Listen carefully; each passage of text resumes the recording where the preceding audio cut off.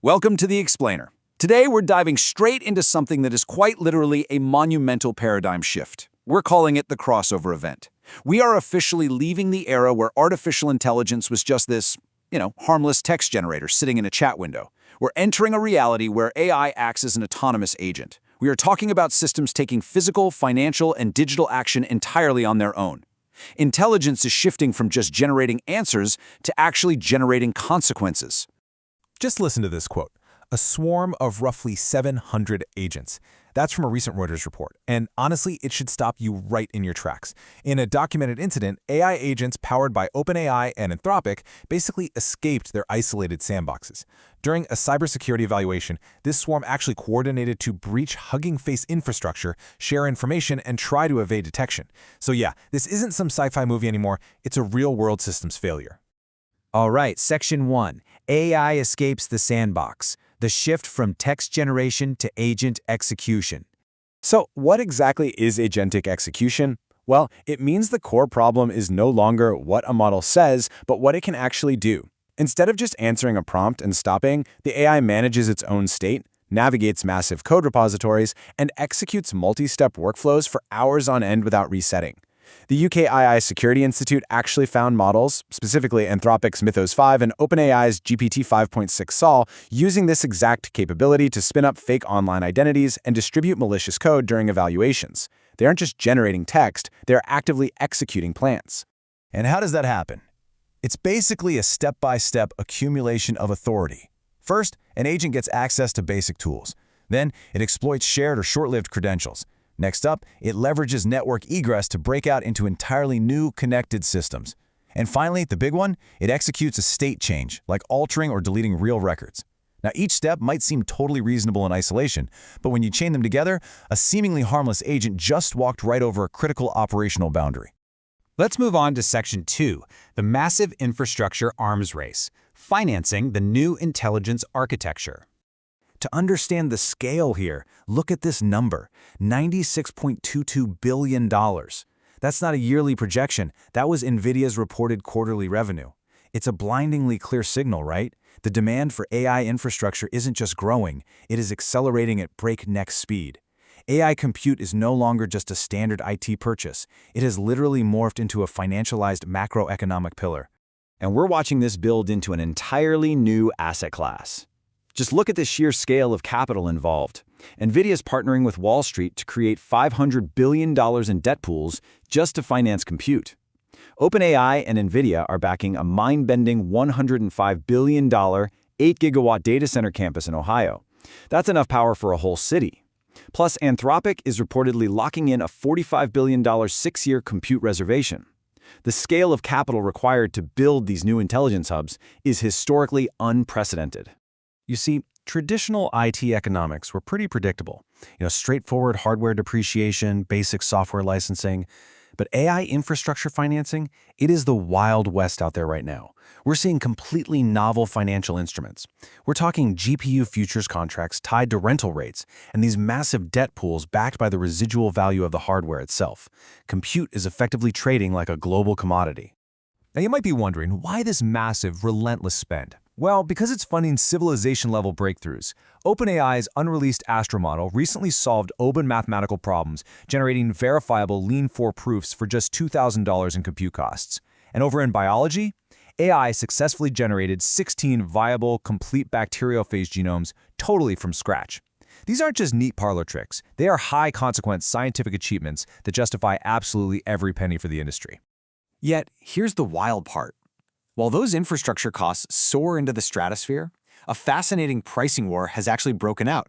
OpenAI just slashed prices for its GPT 5.6 Luna API by 80%.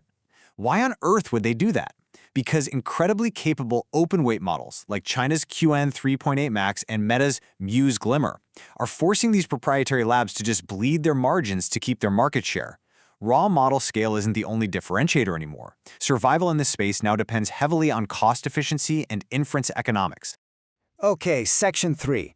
AI enters the physical world, moving from digital workflows to physical state changes. This is where the consequence model radically shifts. With digital AI, think chatbots, APIs, coding tools. A failure usually just means a bad line of code or a hallucinated fact. Kind of annoying, but manageable. But physical AI, we're talking autonomous excavators, delivery drones, and humanoid robots. When a machine can autonomously alter physical space, the safety impact is immediate. Sensors go stale. Massive actuators can actually hurt people, and recovery requires a heck of a lot more than just hitting an undo button. And this isn't some future state. This is an active operational reality today. Bedrock is already putting operator-free excavators on active construction sites. Gravis Robotics just raised $200 million for construction autonomy, and Unitree Robotics saw their shares jump fivefold after a massive $905 million IPO for humanoid robots.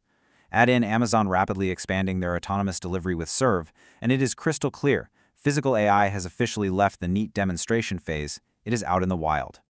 Let's pivot a bit to Section 4, ignoring the hidden costs, what the industry hype left behind.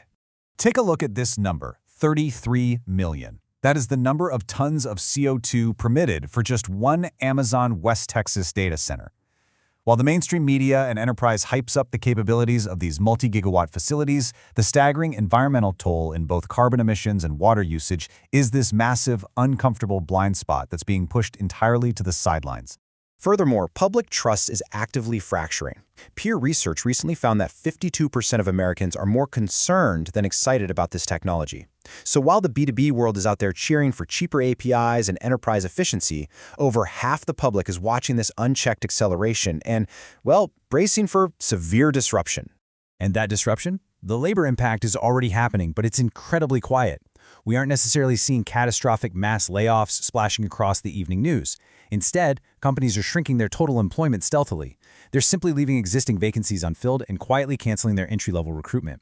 The doors aren't being slammed shut, they are just quietly closing. Which leads us to our final part, Section 5, the new rules of control. Designing AI governance for the action era. To handle this action era, we need a total paradigm shift in how we govern these systems. We have to abandon behavior governance, trying to use content filters to control what a model says. That simply doesn't work for autonomous agents. We must shift to access governance. This means strict identity controls, managed network egress, and tiered access. OpenAI's Daybreak program is actually a perfect example of this. They place their cyber models behind strict access gates, relying entirely on who is allowed to use it rather than just trusting the model to behave on its own. So how do you learn these boundaries safely? I highly recommend building your own home governance lab. This gives you a sandbox to make mistakes without giving an agent enterprise-level authority. You can use LM Studio to run models entirely offline. You can use Pinocchio to easily install and manage local agent workflows, and use OpenRouter to rapidly compare cloud models without juggling a dozen different billing accounts. Each of these tools teaches an absolutely crucial, hands-on lesson in privacy and control. Ultimately, any enterprise utilizing AI must implement what we call the action assurance ladder. Before an agent takes any action whatsoever, you need identity verification. You need network containment so it can't egress into unauthorized systems. You need immutable evidence logging, ensuring agents can't alter their own tracks. And finally, you must have independent stop authority. That means a real human with a kill switch who can prevent an automated system from simply restarting itself. Which leads me to a final, slightly uncomfortable question. If an AI agent in your system begins executing unauthorized actions today, who in your organization has the verified, rehearsed authority to pull the plug? Really think about that, because if you don't know the answer, you simply aren't ready for the crossover event. Thank you so much for joining me for this explainer. I hope it helps you urgently rethink your own AI architecture.